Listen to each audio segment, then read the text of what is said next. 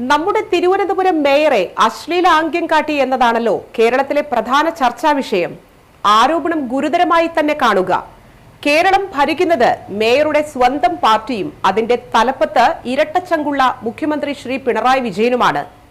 ഈ സാഹചര്യത്തിൽ ആഭ്യന്തര വകുപ്പ് കൈകാര്യം ചെയ്യുന്ന മുഖ്യമന്ത്രിയുടെ നിലപാട് ഈ വിഷയത്തിൽ എന്താണ് എന്നത് കേരളത്തിലെ ജനങ്ങൾക്കറിയാൻ വലിയ താല്പര്യമുണ്ട്. ഇങ്ങനെ ഒരു പരാതി ലഭിച്ചിട്ടും അന്ന് തന്നെ പോലീസ് കസ്റ്റഡിയിൽ വണ്ടി വെച്ച് വണ്ടിയിലുള്ള ക്യാമറയുടെ മെമ്മറി കാർഡ് പരിശോധിച്ച് സത്യം മനസ്സിലാക്കി ഡ്രൈവറെ കസ്റ്റഡിയിലെടുത്ത് കോടതിക്ക് മുൻപിൽ ഹാജരാക്കി ജയിലിൽ അടയ്ക്കുകയല്ലേ വേണ്ടത്. ഇത് ചെയ്യാത്തതിനാൽ മെമ്മറി കാർഡ് നഷ്ടപ്പെട്ടിരിക്കുന്നു. ലോകത്തിലെ തന്നെ ഏറ്റവും കഴിവുള്ള പോലീസ് ആ മെമ്മറി കാർഡ് കണ്ടെത്തുക, സത്യാവസ്ഥ മനസ്സിലാക്കുകയും മേയറുടെ വാദം ശരിയാണെങ്കിൽ ഡ്രൈവറെ ജയിലിൽ അടയ്ക്കുകയും തെറ്റാണെങ്കിൽ മേയറെ സ്ഥാനത്ത് നിന്ന് മാറ്റി നിയമ നടപടി സ്വീകരിക്കുകയുമല്ലേ ചെയ്യേണ്ടത്. അതുണ്ടാകുമോ എന്നാണ്